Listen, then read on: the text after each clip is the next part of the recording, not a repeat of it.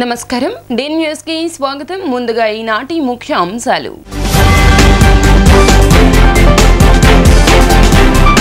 Policing కోసం సాంకేతికతను అందుబాటులోకి తీసుకొచ్చిన ఎన్టీఆర్ జిల్లా పోలీసులు విజయవాడ సెంట్రల్ నియోజకవర్గంలోని 256 సచివాలయం పైభాగంలో గంజాయి మద్యం సిగరెట్లు సేవిస్తున్నారంటూ కొంతమంది వ్యక్తుల గురించి వెల్లడించిన స్థానికులు అధికారులు స్పందించి చర్యలు తీసుకోవాలని కోరుతున్న స్థానికులు విజయవాడ నగరపాలక సంస్థ ప్రధాన కార్యాలయంలో గల కమాండ్ కంట్రోల్ రూమ్ లో ప్రజా ఫిర్యాదుల పరిష్కార వేదికను నిర్వహించిన బీఎంసీ కమిషనర్ ధ్యాన చంద్ర. పోలీసింగ్ కోసం సాంకేతికతను అందుబాటులోకి తెచ్చారు ఎన్టీఆర్ జిల్లా పోలీసులు. ఈ క్రమంలో ఈ పహారా అప్లికేషన్ ను పోలీస్ కమిషనర్ ఎస్వి రాజశేఖర్ బాబు ప్రారంభించారు. ఈ సందర్భంగా ఆయన మాట్లాడుతూ నగర పరిధిలో నేర చరిత్ర కలిగిన వారి ఇళ్లను జియో ట్యాగ్ చేశామని తెలిపారు. బీట్ సిస్టమ్ ను రివ్యూ చేశాము, డిజిటల్ బీట్ సిస్టమ్ ను రూపొందించినట్లు చెప్పారు. అంతేకాకుండా లాక్డ్ హౌస్ మానిటరింగ్ సిస్టమ్ ను పునరుద్దరించామన్నారు. చోరీలు దొంగతనాలు కట్టడి చేస్తామన్నారు. జైల్ మానిటరింగ్ సిస్టమ్ ను అమలు చేస్తున్నట్లు సిపి రాజశేఖర్ బాబు చెప్పారు. ట్రాఫిక్ క్రమబద్దీకరణపై ప్రత్యేక దృష్టి సారించినట్లు, ట్రాఫిక్ నియంత్రణపై సర్వే చేసి సంస్థల సహకారాన్ని తీసుకుంటున్నామని వెల్లడించారు.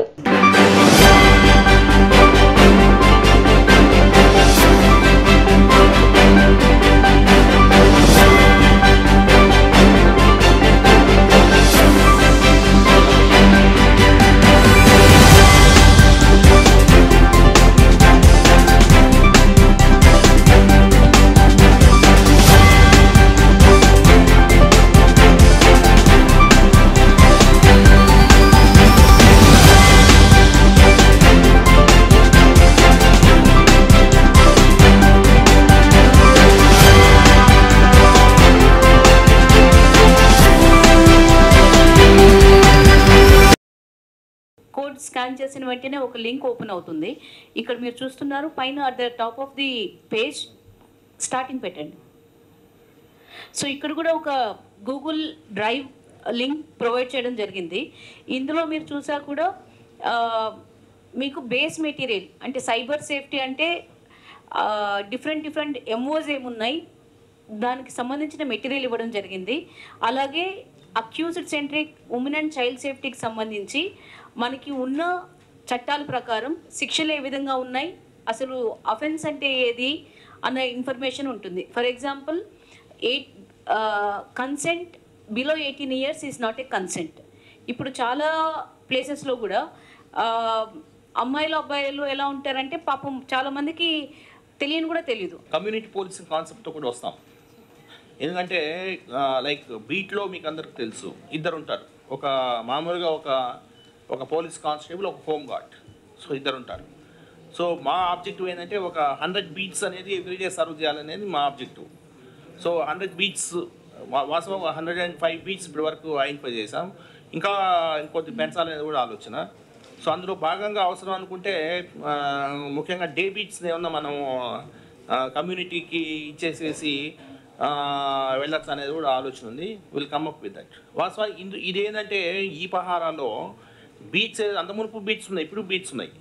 కాకపోతే ఇప్పుడు ఏంటి ఆ కానిస్టేబుల్ని ఖచ్చితంగా ఆ ప్లేసు టచ్ చేయాల్సిన అవసరం, ఆ నెసెసిటీని అడ్మిట్ పెట్టినాం.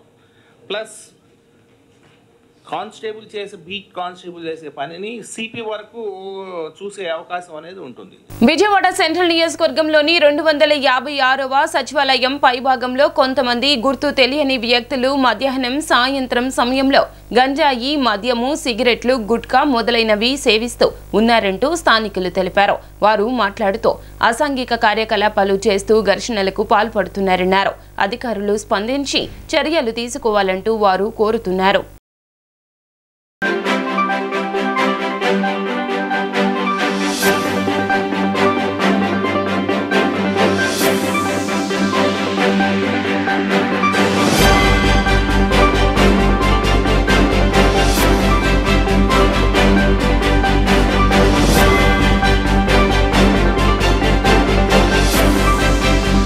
విజయవాడ నగరపాలక సంస్థ కమిషనర్ ధ్యానచంద్ర విజయవాడ నగరపాలక సంస్థ ప్రధాన కార్యాలయంలో గల కమాండ్ కంట్రోల్ రూమ్ లో ప్రజా ఫిర్యాదుల పరిష్కారం వేదికను నిర్వహించారు. ఈ సందర్భంగా ఆయన మాట్లాడుతూ ప్రజల ఫిర్యాదులను శాఖాధిపతులే ఫీల్డ్కి వెళ్లి పరిశీలన చేసి తగు పరిష్కారాన్ని ఇవ్వాలంటూ ఆదేశాలు జారీ చేశారు. ఒక ఫిర్యాదు ఒక ఉదాహరణగా తీసుకొని వారికి పరిష్కారం ఇవ్వటమే కాకుండా ఎటువంటి సమస్యలకు ప్రజలందరికీ పరిష్కార మార్గం చూపించేటట్టుగా విధులు నిర్వహించాలని ఆదేశాలు ఇచ్చారు. ఉదాహరణకి పబ్లిక్ టాయిలెట్ నుండి దుర్వాసన వస్తుందని ఒక ఫిర్యాదు రాగా ఆ సమస్యని తక్షణమే పరిష్కరించడమే కాకుండా విజయవాడ నగరపాలక సంస్థ పరిధిలో ఉన్న మరుగుదొడ్లన్నింటినీ పరిశీలించి ఇటువంటి సమస్యలు తలెత్తకుండా చూసుకునే బాధ్యత శాఖాధిపతులదని అన్నారు. విజయవాడ నగరపాలక సంస్థలో ఉన్న అన్ని శాఖలు ఒకరికొకరు సమన్వయంతో పనిచేస్తారు, ప్రజలకు ఎటువంటి సమస్యలు తలెత్తకుండా చూసుకోవాలని అన్నారు. ఈ సోమవారం ప్రజా ఫిర్యాదుల పరిష్కార వేదికలో మొత్తం ఫిర్యాదులు 17 అందగా అందులో అత్యధికంగా పట్టణ ప్రణాళిక విభాగానివి 5, ఇంజనీరింగ్ సంబంధించినవి 4, ప్రజారోగ్యం 3, యూసీడీ 2, హార్టికల్చర్, రెవెన్యూ, ప్రాజెక్ట్ సంబంధించినవి 1. ఈ కార్యక్రమంలో విజయవాడ నగరపాలక సంస్థ కమిషనర్ ధ్యానచంద్రతో పాటు additional commissioner general doctor A Mahesh, additional commissioner project K V Satyavathi, chief engineer M Prabhakar Rao, chief medical health officer doctor P Ratnavali, deputy commissioner revenue G Srujana, deputy city planner జూపిన్ చీరన్ రాయ్, estate officer T Srinivasarao, accounts officer B Satyanarayanamurthy, veterinary assistant surgeon B Somasekhar Reddy, RFO Venkateswararao తదితరులు పాల్గొన్నారు. అందరికీ నమస్కారం అండి. నేను Vijayawada commissioner మాట్లాడుతున్నాను. ఈరోజు మనము every Monday public grievance redressal system కింద మనం అందరూ కూడా ఆల్ గవర్నమెంట్ ఆఫీసెస్లో గ్రీవెన్స్ తీసుకుంటాము. దాని భాగంగానే విఎంసీలో ప్రతి సోమవారం 10 o'clock to 1 o'clock మధ్యలో పబ్లిక్ వచ్చి గ్రీవెన్స్ ఇవ్వచ్చు. ఈరోజు కూడా మనకి సర్కిల్ లెవెల్లో కూడా అందరూ ఆఫీసర్స్ కూడా ఆన్లైన్లో కూడా జాయిన్ అయి ఉన్నారు. ఫిజికల్గా అన్ని హెచ్ఓడీస్ కూడా ఇక్కడ జాయిన్ అయి ఉన్నారు. ఇప్పుడు దాకా దాదాపుగా 50 గ్రీవెన్సెస్ వచ్చినాయి. మోస్ట్లీ ఎంక్రోచ్మెంట్ సంబంధించింది, శానిటేషన్ సంబంధించింది, అలాగనే వాళ్ళకి ప్రాపర్టీ ట్యాక్స్, అలాగనే ప్రాపర్టీ రిబేట్స్ ఇష్యూస్ పైన కూడా చాలామంది రావడం జరిగింది. అలాగనే మనకి బయట ఉన్న ఈ గార్బేజ్ డంప్స్ ఇష్యూ ఉండొచ్చు, స్ట్రే డాగ్స్ ఇష్యూ ఉండొచ్చు, దీనిపైన కూడా కొంతమంది రిప్రజెంట్ చేశారు. ఇవన్నీ కూడా మనం అన్ని హెచ్ఓడీస్కి అసైన్ చేస్తూ వితిన్ ఎస్ఎల్ఏ అంటే మనకి ఆ ఎస్ఎల్ఏ పీరియడ్లోని ఈ పర్టికులర్ ఇష్యూ సాల్వ్ చేయాలని ఉంది. సో ఎంటైర్ విఎంసీ కూడా దానిపైన చర్యలు పెట్టుకుని ఈ ఇష్యూని కూడా క్లోజ్గా మానిటర్ చేస్తూ సాల్వ్ చేయడం జరుగుతుంది. దీని అవుట్కమ్ ఒకటే, పబ్లిక్ సాటిస్ఫాక్షన్ ఉండాలి. సో ఈవెన్ క్లోజ్ అయిన వెంటనే కూడా మనము పబ్లిక్కి కాల్ చేసి ఆర్ యూ సాటిస్ఫైడ్ అని అడగడం జరుగుతూ ఉంది.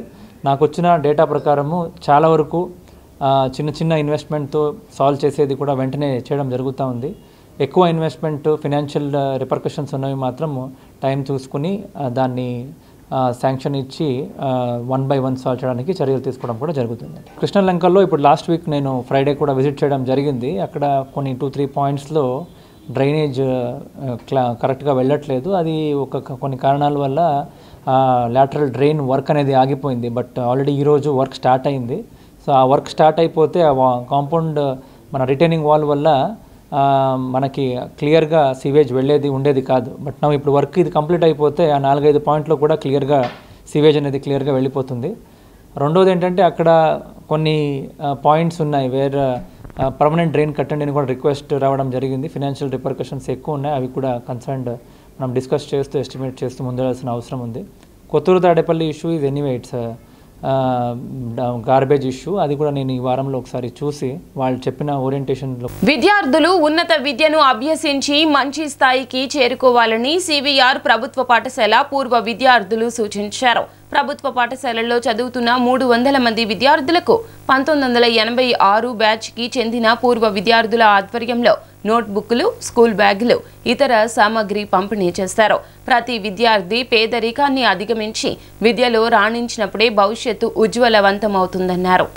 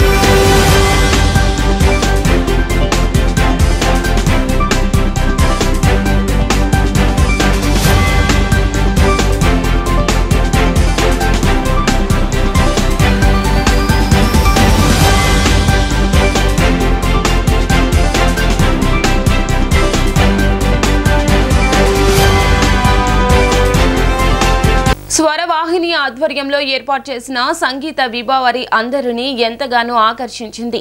కౌతావారి సత్రంలో ఏర్పాటు చేసిన ఈ కార్యక్రమంలో గాయకులు ఆలపించిన పాటలు సంగీత ప్రియులను ఉత్సాహపరిచింది. గాయకులకు మంచి సంగీతం తోడు కావడంతో వారు మరింత ఆనందంగా పాటలు ఆలపించారు. కార్యక్రమాన్ని తిలకించేందుకు ప్రేక్షకులు భారీగా వచ్చారు.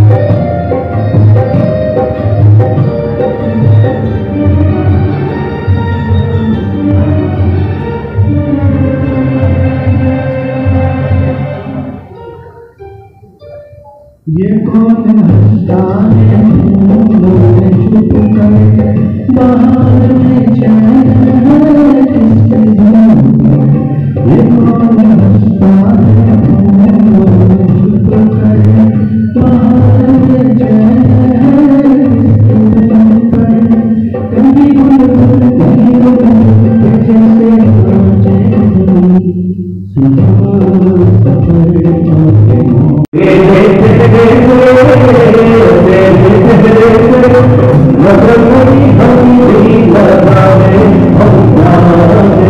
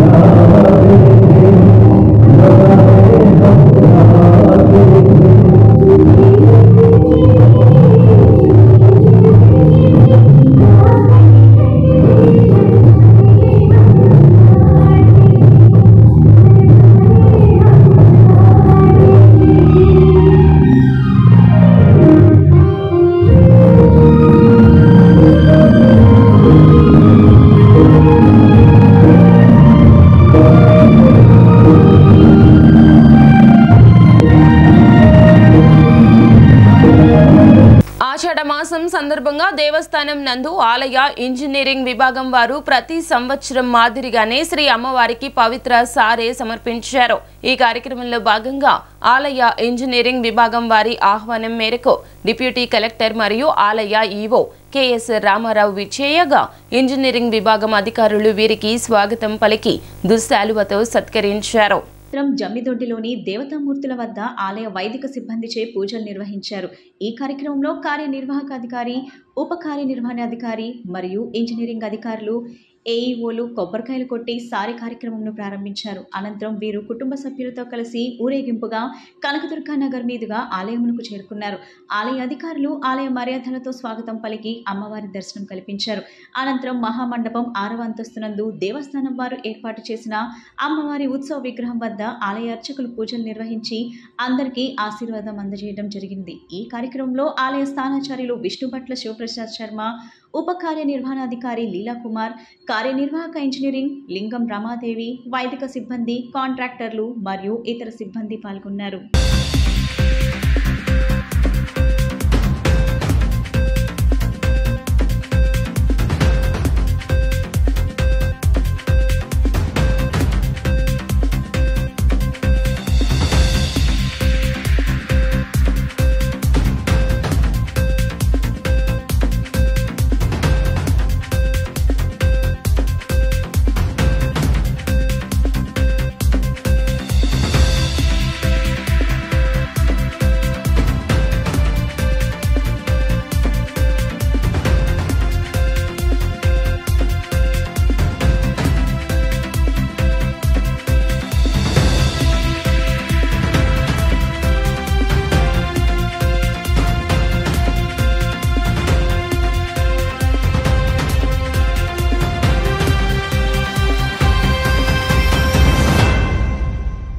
ప్రజానాయకుడిగా ప్రజల మనసులో ఎప్పటికీ నిలిచి ఉండే నేత వంగవీటి రంగా అని సెంట్రల్ ఎమ్మెల్యే బోండా ఉమా అన్నారు. వంగవీటి మోహన రంగా పేరు మీద కమ్యూనిటీ హాల్ ని ప్రారంభించుకోవడం నా పూర్వజన్మ సుకృతంగా భావిస్తున్నానన్నారు. రంగా ఆశయం కోసం కృషి చేస్తామన్నారు. నియోజకవర్గ పరిధి రాధానగర్లో వంగవీటి మోహన్ రంగా కాపు కమ్యూనిటీ హాల్ను ఎమ్మెల్యే బోండా ఉమా, రాధారంగా మిత్ర మండలి రాష్ట్ర అధ్యక్షులు చెన్నుపాటి శ్రీను ప్రారంభించారు. ఈ సందర్భంగా బోండా ఉమా మాట్లాడుతూ బడుగు బలహీన వర్గాల ఆశాజ్యోతి వంగవీటి రంగా అని కొనియాడారు. పేద వర్గాల అభ్యున్నతికి రంగా సేవలు చిరస్మరణీయమన్నారు. పేద వర్గాలు నివసించే ప్రాంతంలో వంగవీటి రంగా కమిటీ హాల్ ప్రారంభించడం సంతోషంగా ఉందన్నారు. వంగవీటి మోహన్ రంగా పేరు మీద కమ్యూనిటీ హాల్ ప్రారంభించుకోవటం నా అదృష్టంగా భావిస్తున్నారు. ఆయన చనిపోయి సంవత్సరాలు గడుస్తున్నా ప్రజల హృదయాల్లో చిరస్థాయిగా ముద్ర వేసుకున్న ప్రజానాయకుడన్నారు.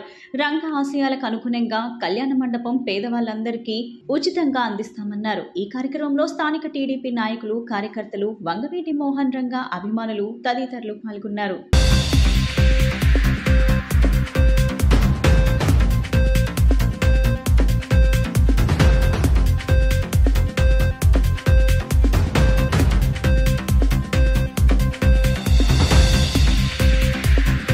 పేద బడుగు బలహీన వర్గాల ఆశాజ్యోతి, పేద వర్గాల గుండె చప్పుడైనటువంటి విజయవాడ తూర్పు నియోజకవర్గ మాజీ శాసనసభ్యులు గౌరవనీయులు శ్రీ వంగవీటి మోహన్ రంగా గారి పేరు మీద ఈ రోజున ఒక మంచి కార్యక్రమాన్ని ప్రారంభించుకోవడం సంతోషం.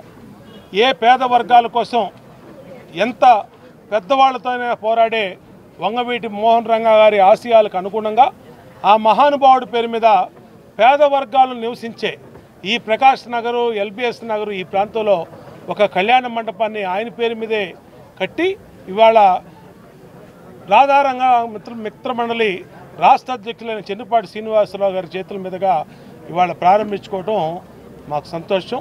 ఈ నియోజకవర్గంలో ఆ మహానుభావుడి పేరు మీద కళ్యాణ మండపం ఏర్పాటు చేసుకోవడం కూడా నా పూర్వజన్మ సుకృతంగా భావిస్తూ ఉన్నా. ఎందుకంటే ఈరోజు కూడా పేద వర్గాలకి తక్కువ గుర్తొచ్చే కష్టం వస్తే పేరు రంగా గారు. మరి ఆయన చనిపోయి ఇన్ని సంవత్సరాలైనా ఇవాళకి రాష్ట్ర వ్యాప్తంగా ఇన్ని విగ్రహాలు పెడతా ఉన్నారంటే, ఇన్ని కళ్యాణ మండపాలు పెడతా ఉన్నారంటే చరిత్రలో చిరస్థాయిగా మిలిచిపోయే మరణం లేని జననం వంగవీటి మోహన్ రంగా గారు.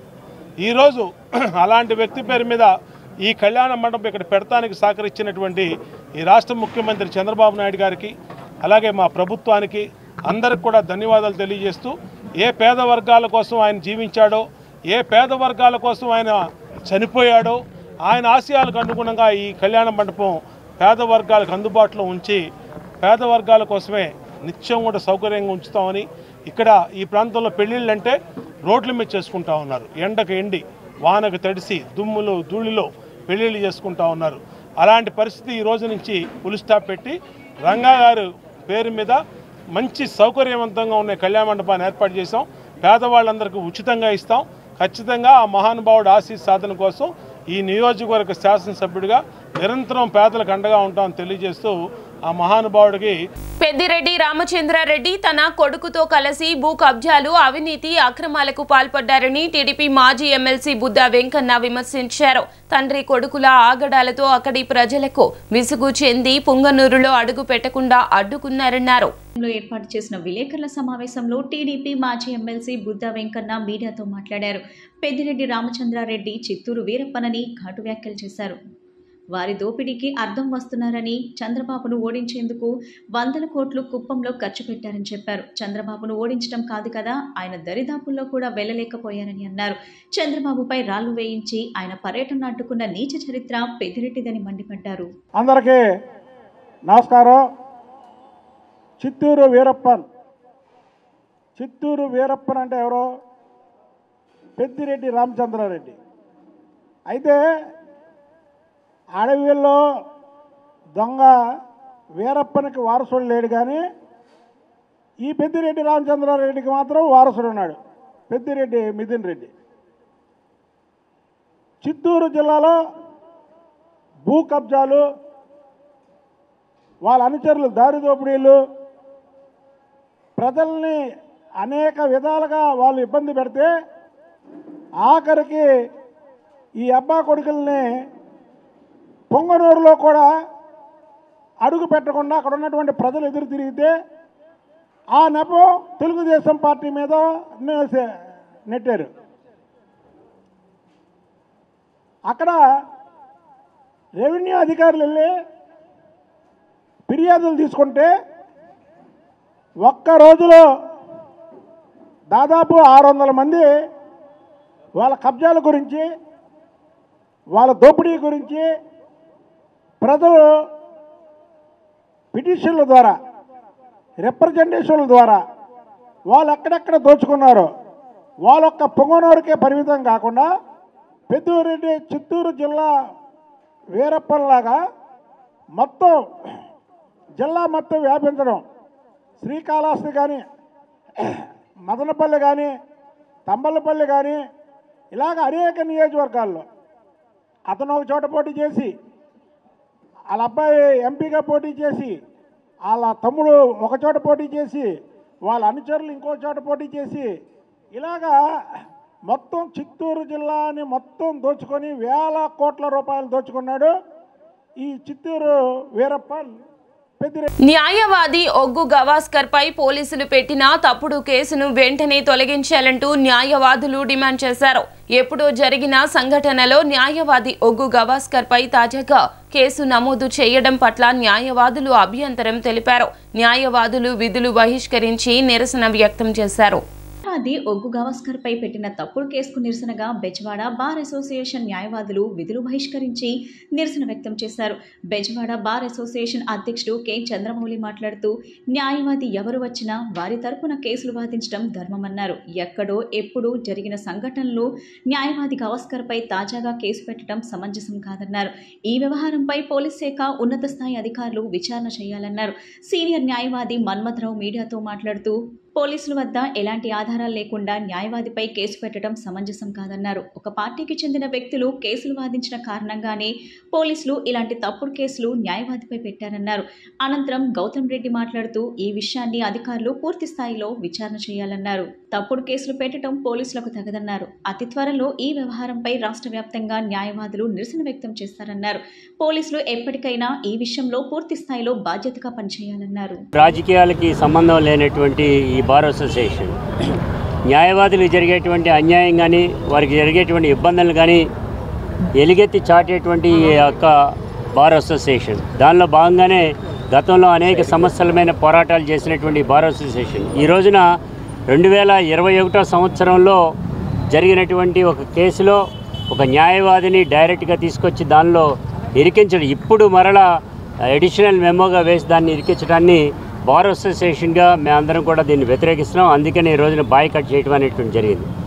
కేసు పూర్వపరాలు ఏ రకంగా ఉన్నప్పటికీ కూడా దానిలో వీడియో కెమెరాలు అన్నిట్లోనూ బంధించబడి ముద్దాయిలుగా ఉండేటువంటి వాళ్ళందరినీ చూపించబడితే ఏమాత్రం సంబంధం లేనటువంటి గవాస్కర్ అనేటువంటి న్యాయవాదిని ఈ కేసులో ఇరికించడానికి వ్యతిరేకిస్తూ ఈ రోజున మేము బెజవాడ బార్ అసోసియేషన్ నుంచి బాయ్కాట్ చేయడం జరుగుతుంది. విజయవాడ నుంచి ఒక 3 వ్యక్తులని మంగళగిరి రూరల్ పోలీస్ స్టేషన్ వాళ్ళు వచ్చి తీసుకెళ్తే ఆ కేసు విషయం నేను మాట్లాడడానికి మంగళగిరి రూరల్ పోలీస్ స్టేషన్కి ఆ రోజు సాయంత్రం 8:30 గంటల సమయంలో నేను పోలీస్ స్టేషన్కి వెళ్ళి అక్కడ ఉన్నటువంటి అధికారులతో కూడా మాట్లాడడం జరిగింది. మరి ఈ సందర్భంగా వాళ్ళు చెప్పింది ఏంటంటే 2021లో జరిగినటువంటి ఒక సంఘటనలో భాగంగా ఈ ముద్దాయిని తీసుకొచ్చాం, రేపు శనివారం వాళ్ళని కోర్టులో రిమాండ్ పెడతామని చెప్పి తెలియపరచగా మరి ఆ కేసు వాదించే నిమిత్తమై మరి నేను కానీ నా శ్రేయభిలాషైనటువంటి కొంతమంది న్యాయవాదులు అందరం కూడా మరి మంగళగిరి కోర్టుకి వెళ్ళడం జరిగింది. ఆ కోర్టులో మరి నేను వకాల్తా చేసి విజయవాడ నుంచి ఎవరైతే 3 వ్యక్తులను తీసుకొచ్చారో ఆ 3 వ్యక్తులు కూడా ఈ కేసుకు సంబంధం లేదు. చంద్రమౌళి బెజవాడ బార్ అసోసియేషన్ ప్రెసిడెంట్ని. మా బార్ అసోసియేషన్లో మా తోటి న్యాయవాది ఒగ్గు గవాస్కర్ గారి మీద క్రైమ్ నెంబర్ 650/2021 మంగళగిరి రూరల్ పిఎస్లో అతని మీద ఎటువంటి అభియోగం లేకుండా ఎప్పుడో 21లో జరిగిన క్రైమ్లో ఇప్పుడు కొత్తగా ఒక మెమో వేసి ఆయన దాంట్లో 307లో సెక్షన్ కింద అతన్ని ఒక ముద్దాయిగా చూపించడం జరిగింది. పద్మజ సుజుకి షోరూంలో సుజుకి వాహనాల న్యూ కలర్స్ లాంచింగ్ కార్యక్రమం కన్నుల పండుగగా జరిగింది. రీజనల్ ట్రాన్స్పోర్ట్ ఆఫీసర్ ఐశ్వర్యారెడ్డి నూతన కలర్స్ వాహనాలను మార్కెట్లోకి విడుదల చేశారు. ఈ కార్యక్రమంలో పాల్గొనడం ఆనందంగా ఉందని, న్యూ కలర్స్ ని ప్రజలు సద్వినియోగం చేసుకోవాలంటూ ఆమె కోరారు. పద్మజ సుజుకి షోరూంలోని సుజుకి వాహనాల నూతన కలర్స్ ని లాంఛనంగా ప్రారంభించారు. ఈ కార్యక్రమాన్ని regional transport officer Aishwarya Reddy, showroom CEO Anuradha చేతుల మీదుగా ప్రారంభించారు. ఈ సందర్భంగా వారు మాట్లాడుతూ ఆషాఢ మాసంలో అందుబాటులో ఉన్న ఆఫర్లను ప్రజలు సద్వినియోగం చేసుకోవాలని కోరారు. ఈ కొత్త కలర్స్ ప్రజలను ఎంతగానో ఆకర్షించే విధంగా ఉన్నాయన్నారు. ఈ రోజు వాహనాల్లో L&T ఫైనాన్స్ ద్వారా వాహనాలు కొనుగోలు చేసిన వారికి బోట్ స్మార్ట్ వాచ్ ను బహుమానంగా ఇస్తున్నట్లు తెలిపారు. మరిన్ని మంచి ఆఫర్లను రానున్న శ్రావణ మాసం సందర్భంగా అందుబాటులోకి తీసుకురానున్నట్లు ఆమె చెప్పారు. ఈ అవకాశాన్ని ప్రజలు సద్వినియోగం చేసుకోవాలంటూ విజ్ఞప్తి చేశారు.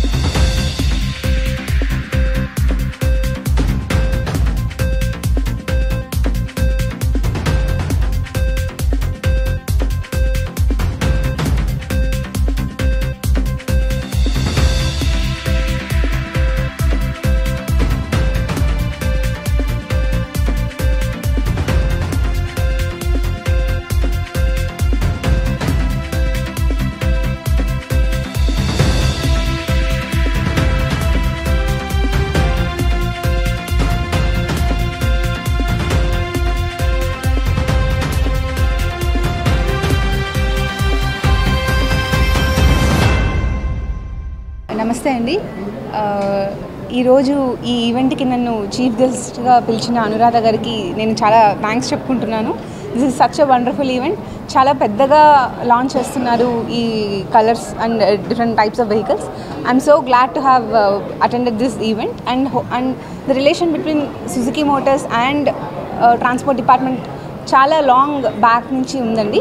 I hope this continues for a very long time. Thank you so much. ఈరోజు పద్మజ సుజుకీలో సుజుకి స్కూటర్ మోడల్స్లో న్యూ ఫెస్టివ్ కలర్స్ని లాంచ్ చేయడం జరిగింది. ఆర్టీఓ ఐశ్వర్య గారు వచ్చి ఈ వెహికల్స్ని లాంచ్ చేశారు. చాలా వండర్ఫుల్ కలర్స్. ఆషాఢ మాసంలో ఆఫర్స్ ఉన్నాయి. ఈ ఆఫర్స్ని కస్టమర్స్ అందరూ వినియోగించుకుంటున్నారు. అలాగే ఈ లేటెస్ట్ కలర్స్ కూడా శ్రావణ మాసంలో మరిన్ని ఆఫర్స్తో మేము ముందుకు వెళ్తూ ఉన్నాము. అలాగే ఈరోజు వచ్చిన కస్టమర్స్కి L&T ఫైనాన్స్ ద్వారా వెహికల్ కొనుగోలు చేసిన కస్టమర్లకి బోట్ స్మార్ట్ వాచ్ని గిఫ్ట్గా ఇవ్వడం జరుగుతుంది. అది 7,000 రూపాయల వాల్యూ ఉంది. సో ఈ విలువ గల వాచ్ని L&T సంస్థ ప్రతినిధుల ద్వారా మనం అందజేయడం జరిగింది కస్టమర్లకి. మరిన్ని ఎక్సైటెడ్ ఆఫర్స్ శ్రావణ మాసంలో రాబోతున్నాయి. ఈ అవకాశాన్ని కస్టమర్లు సద్వినియోగం చేసుకోవాలని చెప్పి కోరుకుంటున్నాం. వార్తలు ముగించే ముందు ముఖ్య అంశాలు మరోసారి.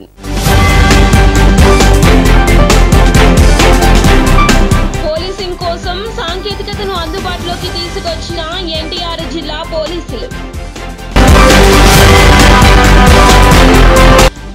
విజయవాడ సెంట్రల్ నియోజకవర్గంలోని 256 సచివాలయం పైభాగంలో గంజాయి, మద్యం, సిగరెట్లు సేవిస్తున్నారంటూ కొంతమంది వ్యక్తుల గురించి వెల్లడించిన స్థానికులు. అధికారులు స్పందించి చర్యలు తీసుకోవాలని కోరుతున్న స్థానికులు.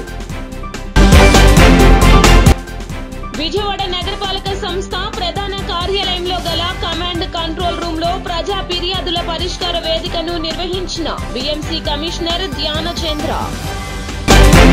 డి న్యూస్ సమాప్తం. నమస్కారం.